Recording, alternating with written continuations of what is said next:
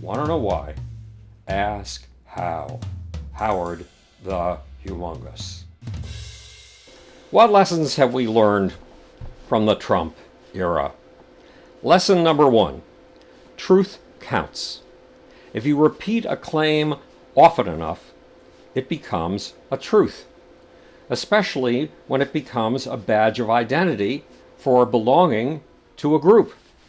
That's what's happened in the cult of Donald Trump and in the Trump supporters' high-octane cousin, the cult of QAnon. According to the Trump supporters, COVID is a conspiracy, a hoax by Democrats to attack Donald Trump. What's worse, COVID is a bioweapon launched by child-raping Satanists from a vast globalist conspiracy that includes George Soros, the Clintons, and Nancy Pelosi. According to the Trump supporters, masks make you sick. They are an attempt to steal your liberty. According to the Trump supporters, lockdowns are an attempt to turn us into our own jailers. Lockdowns are preparation for a totalitarian, communist, new world order. According to the Trump supporters, vaccines are an attempt by Bill Gates to insert microchips into our bloodstreams to track our every move. According to the Trump supporters, all of this is preparation for the Great Reset, the new global totalitarian communist world order. What's more, according to the Trump supporters, Donald Trump won the November 3rd election in a landslide, but Democrats rigged the election, jiggered the Dominion voting machines, and slipped over 7 million fraudulent and illegal votes into the system, producing a phony win for Joe Biden. According to the Trump supporters, the Democrats have stolen the election. According to the Trump supporters, this means a Biden administration on January 20th will be illegitimate. Biden, they say, will be a phony president. Also, according to the Trump supporters, Biden, his brother James, and his son Hunter have made a ton of money being on the take for the Chinese and the Ukrainians. Topping it all off, according to the Trump supporters, only one man can save us from the satanic new world order. Only one man was sent by God to liberate us. His name is Donald Trump. Now, all of this is false as can be, as false as George Washington's false teeth. But millions of Trumpers believe in it passionately. It has become their truth, their hard and fast reality, their faith, their catechism, and their creed. Anything else they say is a lie.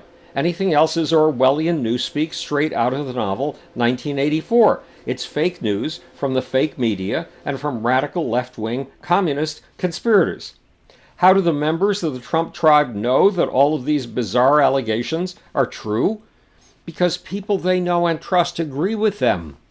Fox News, OAN, The New York Post, Newsmax, Breitbart, The Daily Caller, The Washington Times, and a host of other media outlets agree with them.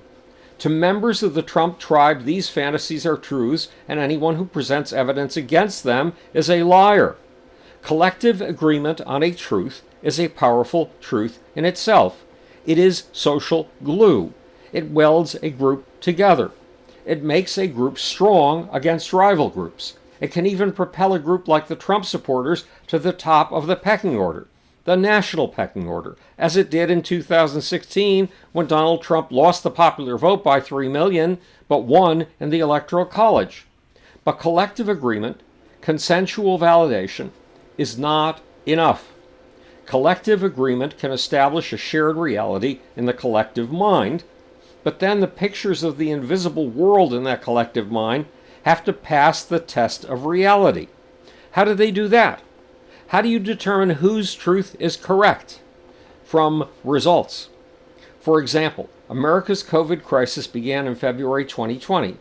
That month, Donald Trump predicted that COVID would disappear in April with the heat. 2 weeks later, he said, within a couple of days, it's going to be down to close to zero. On March 31st, he said it's going to go away, hopefully at the end of the month. On March 25th, he said, by Easter, you'll have packed churches all over the country. In April, he said, it did go away. It will go away. On September 4th, he said, we're rounding the corner. We're rounding the corner on the virus. And on September 4th, Trump said that aside from the elderly, it affects virtually nobody. It's an amazing thing. In fact, according to the Washington Post, Donald Trump said the coronavirus would disappear over 40 times by October 31st of 2020. But COVID did not disappear at Easter. It did not disappear over the summer. And it did not go away like a miracle. It got worse. Today it is killing 3,500 people a day, more than 9/11 or Pearl Harbor. Donald Trump's truths were wrong, and the consequences were deadly. In fact, they were criminal. They amounted to negligent homicide. Today, COVID has killed a total of over 315,000 people in the United States alone. That's more people than died in 7 of the biggest wars of the 20th century combined.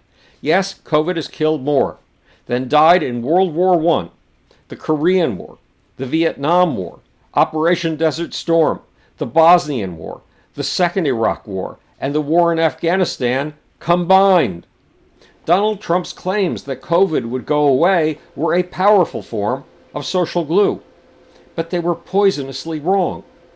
Then there's the claim that Donald Trump would make America great again. That claim, too, has been a powerful social glue, but it has failed the reality test.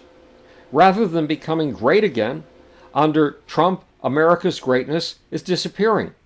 We have lost the mighty force that allowed us to face down the axis of evil. The axis of evil is the alliance between Russia, China, Iran, Syria, North Korea, Venezuela, and Cuba. The fist of global might with which he kept the axis of evil in check was NATO and the Western Alliance. We led this awesome alliance up until 2016, and the world looked up to us. We were known as the leaders of the free world. Then Donald Trump turned the Western Alliance and NATO into a shambles. And today, our Western allies laugh at us. Why? They laugh at us for Donald Trump's clearly phony tweets. They laugh at us for his behavior at international meetings as the boor and the clown, as the sixth grader who deliberately disrupts the class and insults the teacher in order to get attention. And they laugh at us for Trump's suggestions like injecting bleach to kill the coronavirus that causes COVID. Our allies have another more concrete reason to despise us and to distrust any attempt at leadership we may make. Donald Trump's attempt to flee the COVID crisis rather than lead our way out of it has had a simple, highly visible consequence. Our policies have killed more Americans from COVID than the COVID deaths of England, France, Germany, Spain, and Italy combined. Yes, more Americans have been killed by Donald Trump's bumbling than have died in all the nations of Western Europe combined. Yet Trump supporters claim that their Donald was the first to shut down air travel between the USA and China, and that in the process Trump saved millions of lives. Those millions are hypothetical, but Trump's real victims are in body bags and coffins. They are not hypothetical. And again, we have more deaths than any other nation in the world. Our allies see what we don't. They see just how ghastly Donald Trump's judgments have been, and they no longer want to follow our lead. They do not want to follow us into folly. To repeat, they no longer look up to us as the leaders of the free world. That's measuring a shared reality, a consensual view of the invisible world against reality itself. COVID denialism has been great social glue. That makes it a social truth, but it has failed the objective reality test. Then there's yet another reality test, a reality test for the claim that Donald Trump would make America great again. In fact, thanks to Donald Trump, our greatness is not just in decline, it is in a nosedive. We've just discovered that in March, the Russians pulled off what may be the biggest governmental computer hack in history. The Cozy Bear team of the Kremlin's Foreign Intelligence Service, the SVR, has created backdoors into the computers of vital government agencies, from the Pentagon and the Department of Homeland Security to the Commerce Department, the United States Treasury, the Postal Service, the National Institutes of Health, and scariest of all, the agency that handles our nuclear weapons. The Russians have apparently also breached the computers of up to 40,000 American companies, explains former National Security Agency General Counsel Glenn Gerstel. Quote, "It's as if you wake up one morning and suddenly realize that a burglar has been going in and out of your house for the last 6 months." When Richard Blumenthal, the Democratic senator from Connecticut, was given a top-secret briefing on the details of the Russian cyber assault, he said, "Russia's cyber attack left me deeply alarmed. In fact, downright scared." Under Donald Trump, our multi-billion-dollar cyber defense operations were so asleep at the wheel that they had to be notified about the invasion by a private company, Milpitas, California's FireEye. This is the form of warfare without bullets the Russians call active measures. And in this bulletless war, the Russians are winning. Big time. Like COVID, Donald Trump is in denial about Russia. He calls the entire Russia investigation of 2016 a hoax. And he cowers and simpers in front of Vladimir Putin, looking for Putin's approval like a sixth grader, like a little boy. The idea that the Russia thing is a hoax has proven a powerful social glue.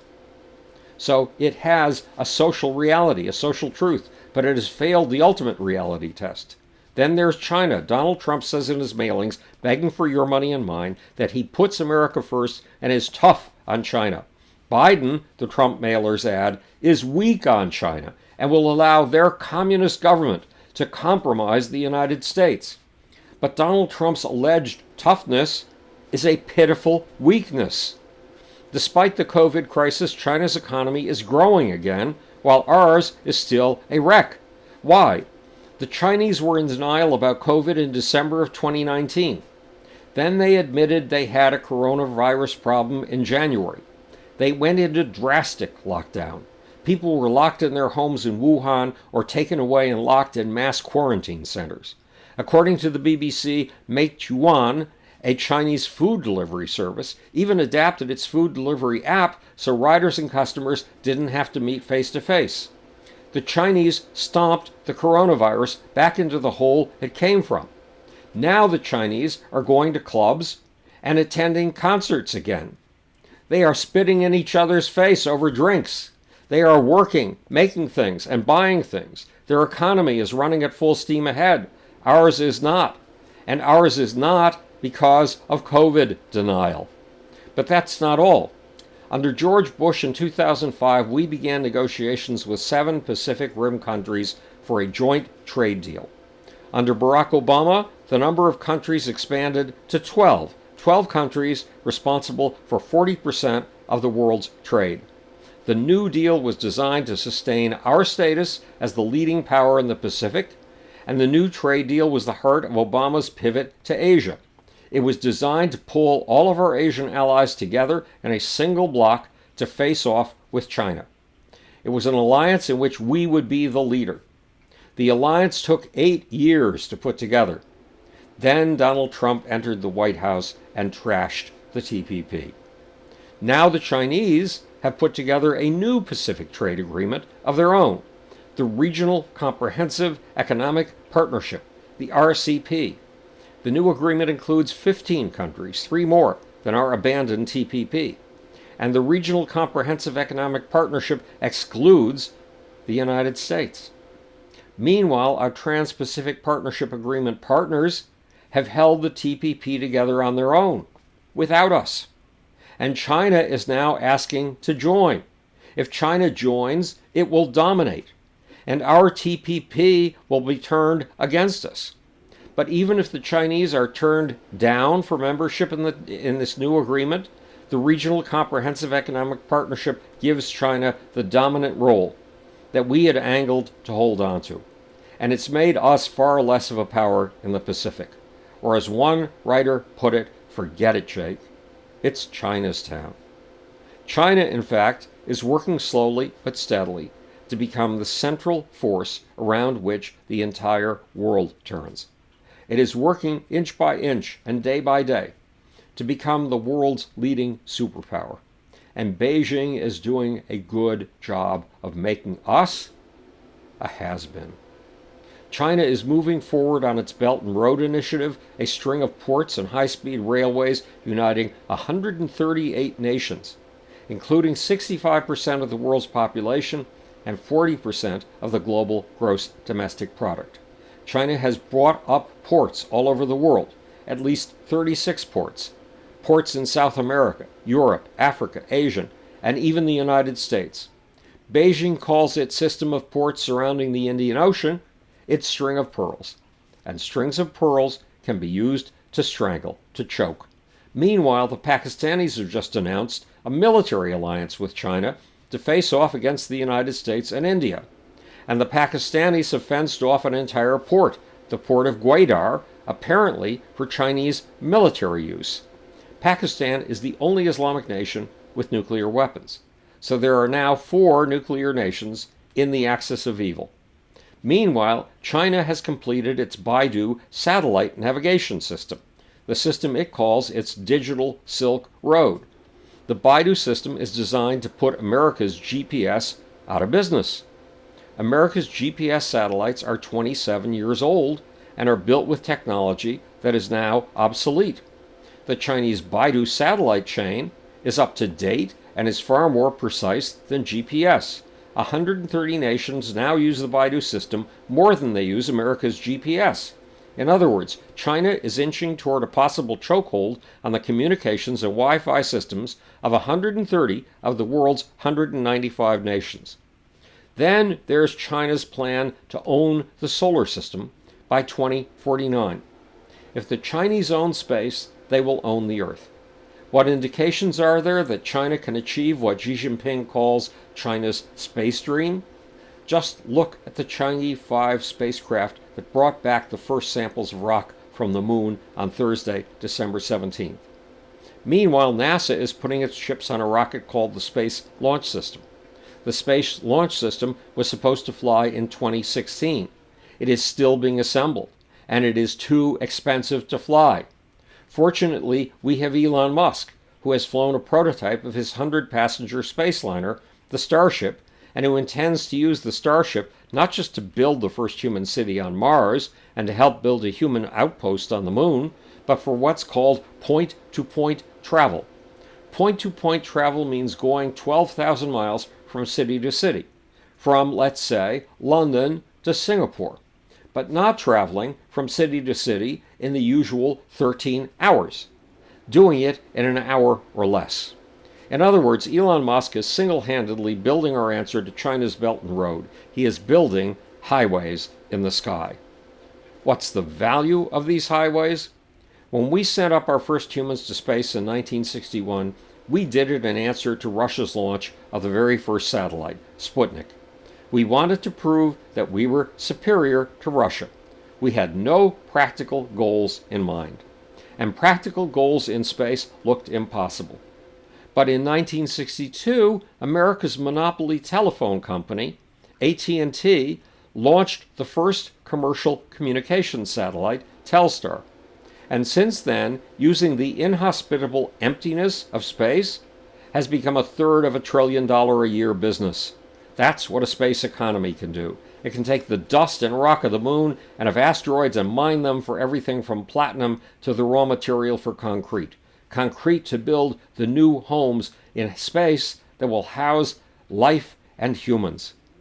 China's new trade agreements and its Belt and Road are designed to make China what it was before 1800, the greatest exporting nation on Earth, and the center around which the world turns. How do we beat that competition?